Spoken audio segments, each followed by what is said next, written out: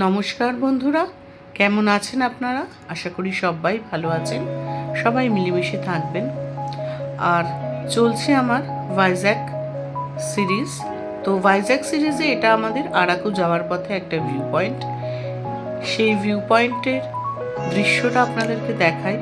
ভীষণ সুন্দর scenic beauty, এবং এখান থেকে এত ভালো ফটো আমরা ক্লিক করেছিলাম যে তার তুলনা হয় না।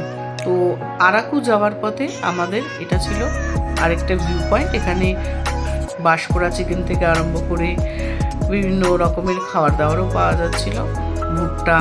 আর এই যে দেখুন ভিউটা, এবং এখানে আমরা ফটো তুলতেও ব্যস্ত ছিলাম। ভীষণ সুন্দর ভিউ এখানে, আর দারুণ একটা মনোরম পরিবেশ। এই নিয়েই আমার আজকের ব্লগটা। তো চলুন আজকের ব্লগটা আমি শুরু করছি। পাশে অবশ্যই থাকবেন। গুড মর্নিং ফ্রেন্ডস, আজকে 24 তারিখ। আমরা কালকে রাত্রেবেলা আরাকু সমস্ত ভিউ পয়েন্টগুলো দেখে একটা হোটেলে এসেছিলাম, হোটেল বসুন্ধরা। ওখানে আমরা 1 নাইট স্টে করেছি। আমাদের রুম ফেয়ার পড়েছে 2000, মোটামুটি 2500 টাকা মতন চেয়েছিল। আমরা নেগোসিয়েশন করে 2000 টাকা মতন এসছে, এবং হোটেলের রুমটা আমি আপনাদেরকে দেখিয়ে দিচ্ছি। আজকেও আমরা আরাকুর আরও দুটো সাইট সিন করবো, করে তারপরে আমরা আবার ভাইজ্যাকের দিকে চলে যাব। তো আজকে 1 নাইট আমাদের ভাইজ্যাক রয়েছে। কালকে আমাদের রাত্রেবেলা ভাইজ্যাক থেকে ট্রেন রয়েছে। তো আজকে আমাদের বোরা কেভ আছে। তো চলুন, এখন আমাদের ব্রেকফাস্ট হয়নি, আমি তার আগে আপনাদের এই রুমটা দেখি। সবার আগে হচ্ছে আমার ব্যালকনি থেকে, যেই হোটেলে আমি আছি, হোটেল বসুন্ধরা, তার ব্যালকনি থেকে, তো হোটেলের এই ব্যালকনি থেকে এই ভিউটা দেখুন। সাধারণ একটা ভিউ। সকালবেলা উঠেই এই ভিউটা দেখে আমার মন প্রাণ পুরো জুড়িয়ে গেছে। কালকে যখন রাত্রেবেলা এসেছিলাম তখন মনে হচ্ছিল কি না কি, তারপরে দেখলাম না, দারুণ একটা ভিউ এখানে, ভীষণ সুন্দর আছে। এবার হোটেলের রুমটা দেখাই। যেহেতু আমরা ডিপার্চার হয়ে যাচ্ছি, তাই জন্য একটু এলোমেলো আছে, ওগুলোকে ইগনোর করবেন। এই একটা বড় জানলা, এখান দিয়েও আপনি মানে রুমে বসে বসেই বাইরেটা দেখতে পাবেন। আর এই হচ্ছে এখানে একটা টেলিফোন রয়েছে, এখানে চার্জের দেওয়ার রয়েছে, ফ্যানও রয়েছে এবং এসিও রয়েছে। কালকে আমাদের এসি অত লাগেনি, আরাকুতে তো একটু ঠান্ডাই থাকে অল টাইম।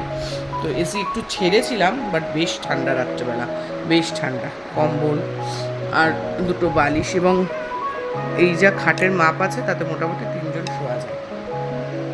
দুটো সোফা রয়েছে, টেবিল, বন্দোবস্ত বেশ ভালো, খুবই ভালো বন্দোবস্ত। আর এখানে একটা ডাস্টবিনও রয়েছে। আর এটা হচ্ছে আয়না, এখানে একটা কাবার্ডে মোটামুটি হ্যাং করার মতো জিনিসপত্র রয়েছে। টয়লেটটা দেখিয়ে দিচ্ছি। এই হচ্ছে টয়লেট, বেসিন, গরম জল পেয়েছি আমরা। আর পরিষ্কার পরিচ্ছন্ন, একটা ভালো হোটেলে যেরকম যেটুকুনি দরকার, খুবই ভালো।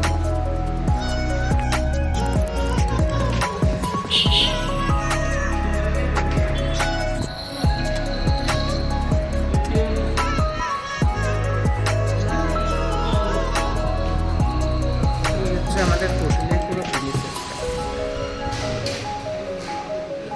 আমরা ছিলাম দোতলায়, 3 তলাতেও আমাদের কিছু লোকজন ছিল, আর 1 তলাতেও ছিল। হোটেল বসুন্ধরা।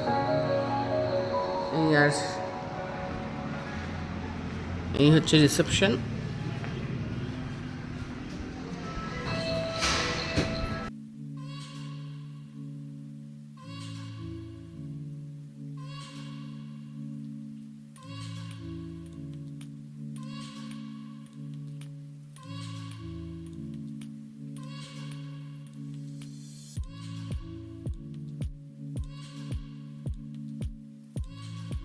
আমরা এখন চলেছি কাটাকি ভিউ পয়েন্টের দিকে। ওটা একটা ফলস, এবং এই হচ্ছে তার রাস্তা।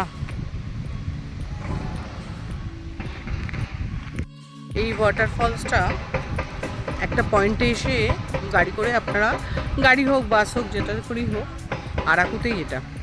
তো এখানে এসে থামবেন, তারপরে ওদের লোকাল গাড়ি নিতে হবে।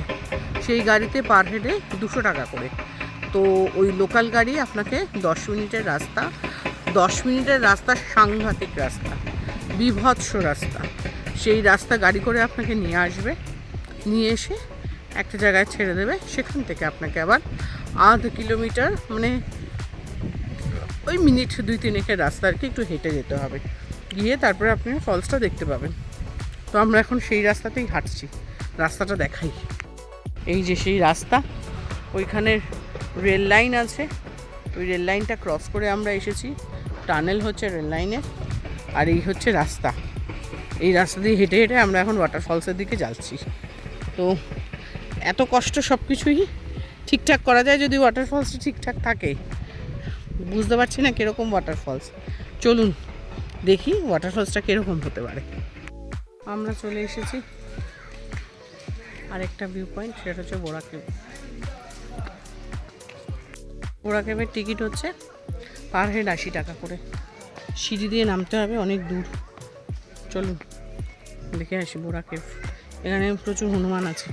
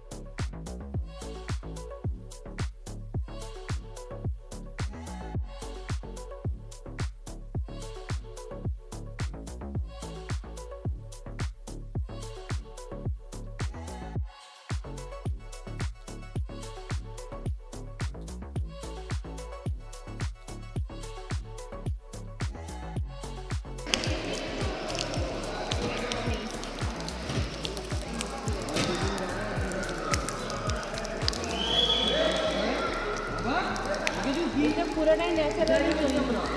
এটা ফটো তুলো না।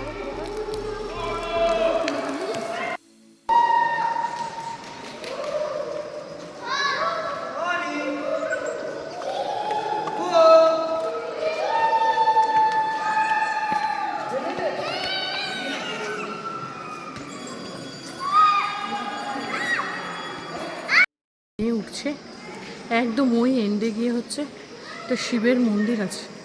উফ, সাংঘাতিক। এখান থেকে আমি পুরো নিচটা দেখাই, দেখতে পাচ্ছেন? এই সিঁড়ি নেমে ওই দিকে নেমে ওইখানে সাংঘাতিক। এখানে পায়ের যাদের প্রবলেম আছে তারা একদমই আসবেন না, একদম না।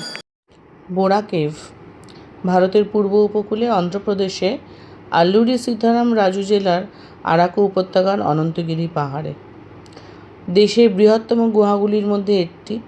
এটি প্রায় 705 মিটার উচ্চতায় অবস্থিত।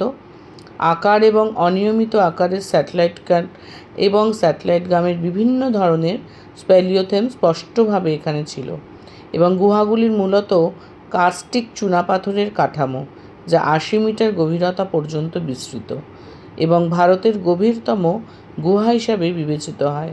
গুহাগুলির স্থানীয় নাম বোরা গুহালু, যেখানে বোরা অর্থ পেট এবং তেলুগু ভাষায় গুহালু অর্থাৎ গুহা।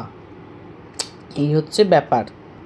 গুহাগুলির আবিষ্কার সম্পর্কে গুহার আশেপাশে গ্রামগুলিতে বসবাসকারী উপজাতিরা, যেমন পোরজা, কোন্ডাডোরা, নুকাদোরা, বাল্মীকি ইত্যাদি বেশ কয়েকটি কিংবদন্তি বর্ণনা করে। জনপ্রিয় কিংবদন্তি হলো যে গুহার ওপর চড়ে বেড়াচ্ছিল একটি গরু, ছাদের একটি গর্ত দিয়ে 60 মিটার নিচে পড়ে যায়। রাখাল গরুটিকে খুঁজতে খুঁজতে গুহাগুলির সামনে আসে। সে গুহার ভেতরে একটি পাথর দেখতে পায়, যা একটি লিঙ্গের মতন, যাকে সে গরুটিকে রক্ষাকারী হিসাবে শিব বলে ব্যাখ্যা করেন। গ্রামের লোকেরা গল্পটি শুনে বিশ্বাস করে এবং তারপর থেকে তারা গুহার বাইরে ভগবান শিবের জন্য ছোট একটি মন্দির তৈরি করে। লিঙ্গের এক ঝলক দেখার জন্য লোকেরা মন্দির এবং গুহায় ভিড় করে। এরকম প্রচুর গল্প রয়েছে, যেমন ওই হিন্দু দেবতা শিবের প্রতিনিধিত্বকারী শিবলিঙ্গটি গুহার গভীরে পাওয়া যায় এবং তার উপরে একটি গরুর পাথরের আকৃতি হয়েছে। ধারণা করা যায় গরু থলিটি গোস্তানি নদীর উৎস। এরকম বিভিন্ন রকমের জিনিসপত্র। তো যাই হোক, এই ছিল আমার আজকে বোরা কেভ এবং আরাকুর ভ্রমণ কাহিনী। তো কেমন লাগলো আপনাদের এই ব্লগটা অবশ্যই জানাবেন। আর যদি ভালো লেগে থাকে তাহলে একটা লাইক করে দেবেন, কমেন্টটা শেয়ার তো অবশ্যই করবেন।